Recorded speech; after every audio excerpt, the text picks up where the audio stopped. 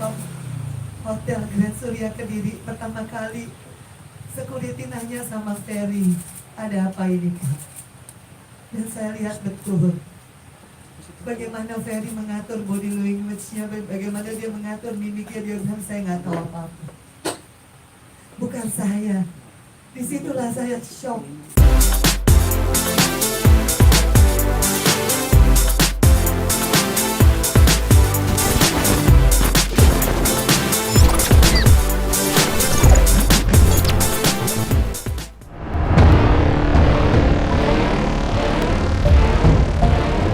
Halo Selebtubers, kisruh rumah tangga Vena Melinda dan Ferry Irawan semakin membingungkan. Setelah Ferry ditahan di Polda Jawa Timur, keluarga Ferry berusaha berdamai dengan Vena.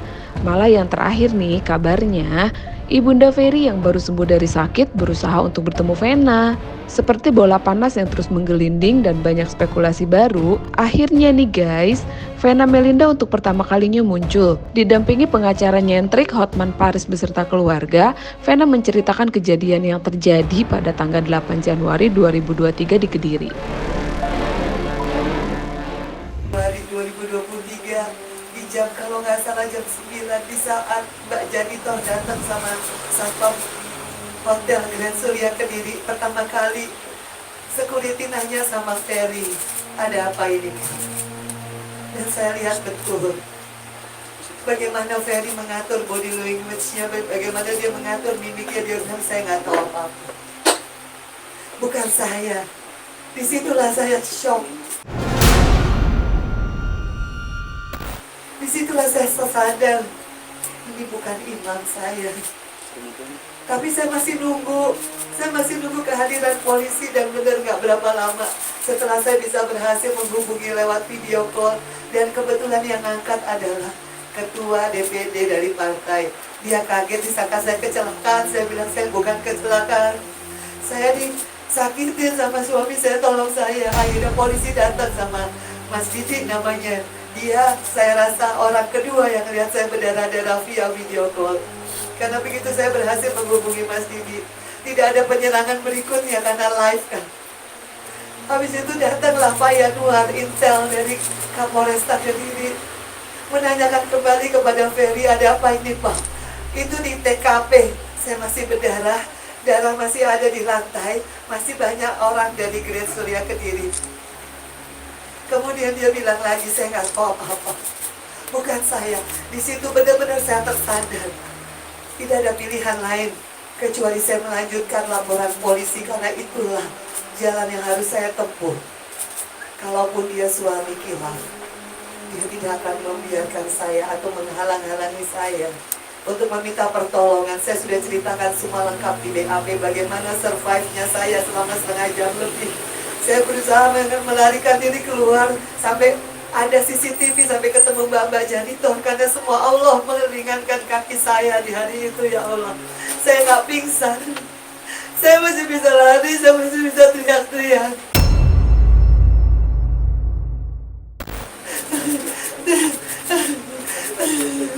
Jadi di situ saya lihat, saya nggak ada pilihan lain kecuali ngelapor. Waktu Pak Januari bilang, Bu, Ibu ini masih internal suami istri, Ibu mau apa?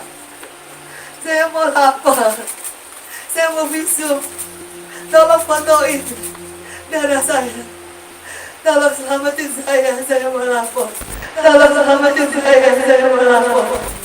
Alhamdulillah, saya diiringi sama Kadit Ibu Neni dan juga Pak Yanuar sampai saya ke visum di rumah sakit.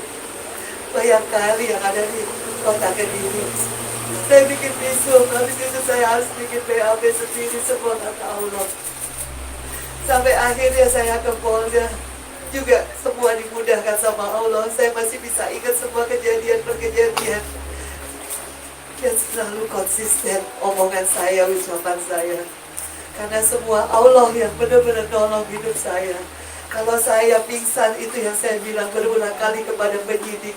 Bapak bisa bayangkan kalau saya pingsan, apa yang terjadi. Sementara dua orang yang menanyakan kepada Ferry ada apa, dia selalu bilang, tidak, bukan saya melakukan. Kemudian dia bisa telepon ibu saya di saat yang bersamaan. Dia bilang saya jeduk-jedukin kepala saya ke tembok dan berdarah. Padahal dalam visum tidak pernah ada lebam biru. Artinya saya tidak pernah menjedukkan diri saya. Yang ada saya ditekan sedemikian rupa. Seperti yang sudah saya sebutkan di BAP, baik di Kapolresta Kediri maupun di Polda Jawa Timur. Terutama kepada Bang Hotman. Saya mengucapkan terima kasih, Tuhan memberkati Bang Hotman. Saya bilang saya nggak bisa sendirian Bang.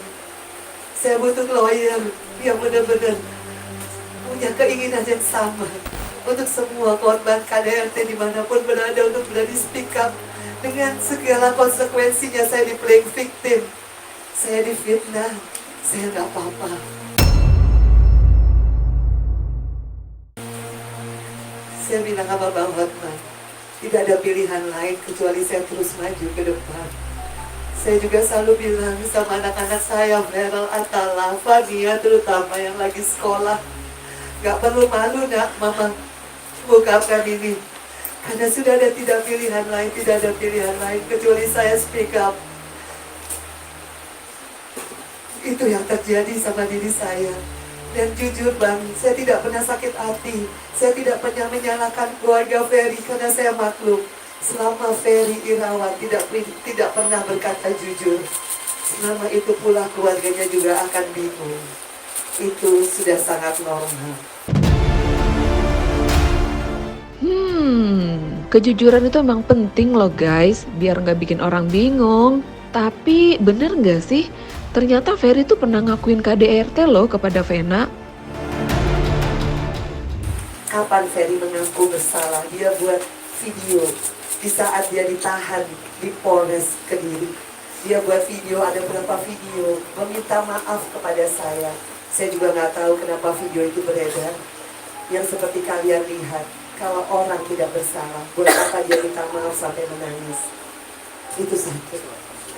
Kedua, pada saat saya bikin BAP di Polda Jawa Timur, Pak Suwancono sebagai kami memfasilitasi kami berdua karena Ferry minta maaf sama saya. Saya tanya, apa minta maafnya? Atas perbuatan apa dia minta maaf? Kemudian dia tiba-tiba bersujud. Ada 10 orang di dalam ruangan itu kalau nggak salah. Ada Pak Suwancono sebagai kami Polda Jawa Timur, ada Ibu Mas Cita yang buat BAP, ada Atala di depan saya, ada semua polisi itu di ruangan kami. Dia bersimpuh, kemudian dia bilang, jadi bukan saya sendiri yang mendengarkan, boleh ditanya orang yang masih hidup semua. Pertama kali saya bilang, Mena, Abi orang kecil, Abi orang miskin, maafin Abi. Langsung saya bilang, Abi nggak ada hubungannya sama miskin dan kecil, karena saya tidak pernah melihat itu. Abi akui, Abi sering meeting saya sampai saya sakit tulang rusuknya. Ngaku nggak Abi? Saya nggak bisa merekam karena di Polda tidak boleh ada handphone. Ngaku nggak Abi? Kalau Abi nggak ngaku kita nggak usah ngomong. Kemudian dia mengaku, iya, Abi akui, iya. Ada. Saya tanya sama Pak Yarla, dengar Pak Yarla, semua dengar? Iya. Kedua, Abi akui, Abi sering bekap saya sampai saya nggak bisa napas, sampai saya harus begini, kayak orang sedang turun. Tolong, saya udah hilang napas. Baru dia lepas, Abi akui betul. Dia diam, iya saya akui. Pak Suwancono dengan ngaku. Yang ketiga, Abi akui, kalau Abi tanggal 8 Januari, pas kita berantem, Abi angkat, Abi dorong saya, Abi tindih badan saya sehingga saya nggak bisa bergerak kaki saya. Abi pegang tangan saya, itu semua di BAP sudah saya reka ulang sama Polwan di sana. Kemudian Abi tekan kepala saya, Abi kunci dengan jidat Abi squeeze. Dari kalau hitungan 1, 2, 3, 4, 5, segitu sakit, bukan benturan dikit sekali, bukan. Sampai saya lihat atap dari yang putih warnanya tembok sampai hitam karena sakit. Sampai saya bilang, Abi ini kayaknya tulang hidung saya geser atau patah, Abi tolong. Baru dia lepas. Setelah dia lepas saya berdiri, Pertama yang saya rasakan hangat dan kemudian darah begitu mengocor keluar seperti air bah. Saya juga, itu bukan mimisan sama sekali. Makanya sampai ke lantai, sampai ke handuk, sampai ke kaos yang saya pakai manset, sampai ke spray. Alhamdulillah saya sudah diambil DNA darah saya. Setelah selesai saya diopname 4 hari di Mitra Keluarga Surabaya. Disamakan DNA saya. Jadi yang di lantai darah saya, yang di kaos, yang di handuk, yang di semua itu darah saya. Allah Maha Baik. Sampai di titik ini saya dimudahkan semua. Allah Maha Baik. Sampai di titik ini saya belajar. Daripada saya terpuruk, saya bilang sama Bang Hotman, Bang, saya maknai ketentuan Allah ini. Saya nggak mau bilang musibah. Saya maknai ketentuan Allah ini sebagai kontribusi saya ke depan kepada semua perempuan dimanapun kalian berada. Yang mengalami KDRT, baik fisik, psikis, seksual, apa namanya, harassment, atau apapun, penelantaran ekonomi, atau apapun namanya. Saya baru baca undang-undang PKDRT nomor 23 kalau nggak salah tahun 2004. Saya baca sekarang, saya maknai sekarang kalau kita harus speak up. Dari speak up kita jalani proses hukumnya. Saya tidak pernah menyalahkan keluarga Ferry kalau mereka salah paham terhadap apa yang saya alami, karena mereka tidak ada di TKP. Tapi yang saya pahami, Allah tidak pernah tidur. Kenapa saya selamat? Karena Allah mau saya mengungkapkan ini. Karena Allah mau saya harus berjuang demi keadilan saya. Karena pada saat saya lari-lari itu 30 menit, hanya Allah yang ada di samping saya. Seperti itu Bang Hotman. Berkali-kali saya cerita ini, tidak akan pernah berbeda urutannya. Karena itu yang saya alami. Jadi semua tergantung Ferry Irawan. Kalau dia suami yang masih punya hati nurani, dia suami yang khilaf, dia akan minta maaf dari awal. Dan keluarganya pun akan mengerti dari awal. Tapi kalau sudah sampai di titik ini, saya di playing victim, buat saya nggak masalah.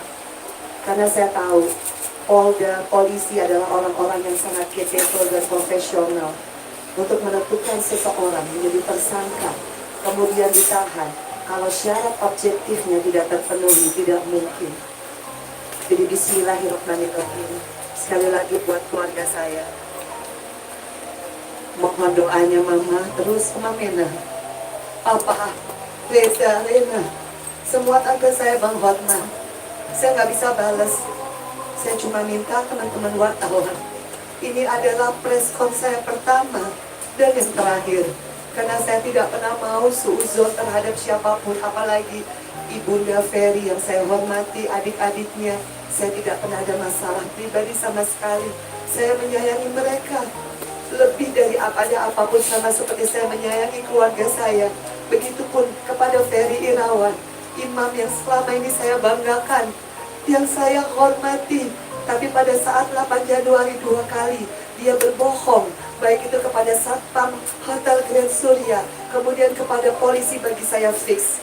Dia bukan orang yang punya hati nurani, bukan suami yang bertanggung jawab. Dia bukan orang yang punya hati nurani, bukan suami yang bertanggung jawab. Tidak ada pilihan lain kecuali saya maju memproses secara hukum, biar nanti pengadilan yang akan menentukan hukumannya. Sedih juga ya guys dengan kasus yang menimpa Vena Melinda. Yuk kita doain aja ya, semoga kasusnya cepat selesai dan diberikan yang terbaik.